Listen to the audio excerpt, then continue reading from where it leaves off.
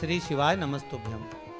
महाराज, आप सब जानते हैं कि कार्तिक का महीना बहुत ही पवित्र माना जाता है। इस महीने में भगवान विष्णु, माता लक्ष्मी और तुलसी जी की पूजा का विशेष महत्व होता है। महाराज, कार्तिक के इस दिव्य महीने में एक ऐसा पावन दिन आता है जिसे हम आंवला नवमी या धात्री नवमी के नाम से जानते हैं। इस दिन आंवले के दीपदान का बड़ा ही अद्भुत और कल्याणकारी महत्व बताया गया है। कहा गया है कि जो भी भक्त इस दिन आंवले के दीपक जलाता है उसके जीवन के सारे दुख, संकट और परेशानियां दूर हो जाती हैं और उसकी सभी मनोकामनाएं पूर्ण होती हैं। महाराज, अब प्रश्न ये उठता है कि इस साल आंवला नवमी कब है और दीपदान कब करना है, किस समय करना है तथा किस विधि से करना है। भक्तों, सारी अद्भुत जानकारी आज मैं आपको इस कथा में बताने वाला हूं। हर साल भक्त लोग यही पूछते हैं कि महाराज, आंवला नवमी कब आती है, दीपदान कब करना चाहिए और उसका सही तरीका क्या है। तो सुनिए, इस साल यानी 2025 में आंवला नवमी 30 अक्टूबर गुरुवार के दिन मनाई जाएगी। इसी दिन व्रत भी रखा जाएगा और दीपदान भी किया जाएगा। महाराज, वैसे तो दीपदान कार्तिक महीने की कई शुभ तिथियों जैसे एकादशी, पूर्णिमा आदि पर भी किया जा सकता है, लेकिन आंवला नवमी का दिन सबसे शुभ माना गया है। महाराज, अब जानते हैं कि दीपदान की विधि क्या है। इस दिन आपको आंवले के 5 दीपक तैयार करने हैं। कुछ भक्त अपनी श्रद्धा के अनुसार 7, सही, 80, 41 या 51 दीपक भी बनाते हैं। आप आंवले किसी पेड़ से तोड़ सकते हैं या बाजार से खरीद सकते हैं, लेकिन ध्यान रखें, आंवला नवमी के दिन पेड़ से तोड़ना उचित नहीं माना गया है, इसलिए पहले ही ले आए। महाराज, अब आप एक थाली या प्लेट लीजिए जिसमें दीपक तैयार करेंगे। पहले थाली में हल्दी या रोली से एक सुंदर स्वास्तिक बना लीजिए, फिर आंवले के फल उसमें रख लीजिए।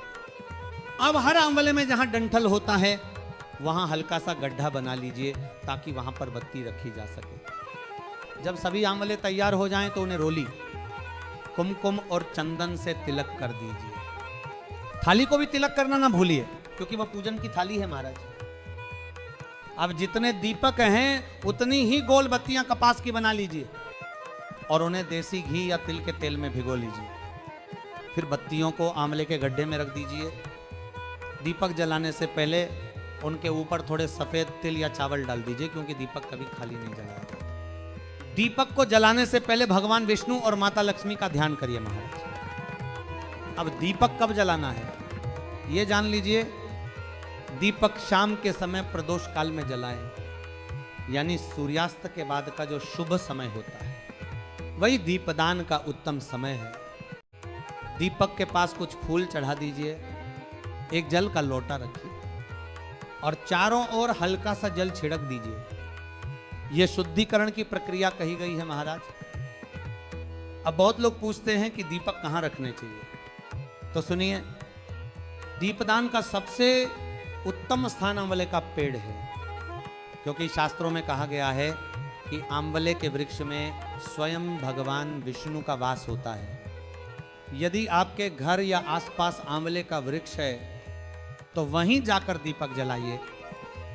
घर से पूजन करके दीपक लेकर जाएं और पेड़ के नीचे रख दीजिए। फिर भगवान विष्णु और माता लक्ष्मी से प्रार्थना करें कि हमारे घर में सुख, शांति और समृद्धि बनी रहे। महाराज, ध्यान रखें, दीपक सीधे जमीन पर ना रखें। पहले वहां थोड़ा चावल या फूल की पंखुड़ियां बिछा लीजिए, फिर दीपक रखें। अगर आपके पास आंवले का पेड़ नहीं है तो घर में भी दीपदान किया जा सकता है। इसके लिए 5 स्थान बताए गए हैं। पहला दीपक पूजा की जगह पर भगवान के सामने। दूसरा दीपक घर के नल या जल वाले स्थान पर। तीसरा दीपक तुलसी माता के पास। चौथा दीपक आकाश के नाम से, यानी खुले आंगन या छत पर। और 5वां दीपक घर के मुख्य दरवाजे पर महाराज। इन 5 स्थानों पर दीपक रखने से घर में सुख, शांति और समृद्धि आती है। कहा गया है कि ये आंवला दीपदान करने का फल स्वर्ण दान के समान होता है। अब आप ये जानिए कि ये दीपदान इतना खास क्यों है महाराज। आंवला एक अत्यंत पवित्र वृक्ष है। इसमें स्वयं भगवान विष्णु और माता लक्ष्मी का वास माना गया है। इसलिए जब हम आंवले के दीपक जलाते हैं तो ये सीधा सीधा भगवान विष्णु और माता लक्ष्मी की पूजा मानी जाती है। कहा गया है कि इस दिन अगर कोई स्त्री या पुरुष श्रद्धा से दीपदान करता है तो उसके घर में कभी दरिद्रता नहीं टिकती, लक्ष्मी का स्थायी वास होता है और परिवार में सदा सुख और शांति बनी रहती है महाराज। इस दिन विशेष रूप से महिलाएं व्रत रखती हैं, सुबह जल्दी उठकर स्नान करती हैं, घर को साफ सुथरा करती हैं और फिर भगवान विष्णु, माता लक्ष्मी तथा आंवले के वृक्ष की पूजा करती हैं। कई स्थानों पर महिलाएं आंवले के वृक्ष की परिक्रमा करती हैं और उसके नीचे दीपक जलाती हैं। इससे उनके परिवार का कल्याण होता है और वैवाहिक जीवन सुखमय रहता है महाराज। अगर आप घर में दीपदान कर रहे हैं तो दीपक जलाते समय मन में भगवान का नाम लें और प्रार्थना करें, हे भगवान विष्णु, हे माता लक्ष्मी, हमारे घर में सदा सुख, शांति और समृद्धि बनी रहे, हमारे सारे दुख, संकट और क्लेश दूर हो महाराज। दीपक जलाने के बाद कुछ देर शांत होकर बैठें, भगवान का ध्यान करें, दीपक की लौ को निहारें। कहा गया है कि दीपक की ज्योति से वातावरण में पवित्रता आती है और मन को अद्भुत शांति मिलती है महाराज। दीपदान के बाद थोड़ा प्रसाद जैसे गुड़, तिल या चावल भगवान को अर्पित करें, फिर परिवार के साथ प्रसाद बांट लें। अगर आपके घर में बच्चे हैं तो उन्हें भी ये परंपरा सिखाएं, समझाएं कि ये दीपदान केवल पूजा नहीं बल्कि प्रकृति और भगवान के प्रति कृतज्ञता व्यक्त करने का एक सुंदर माध्यम है। आंवला हमें स्वास्थ्य देता है, इसलिए ये पूजा हमें ये भी याद दिलाती है कि प्रकृति की रक्षा करना भी हमारा परम धर्म है।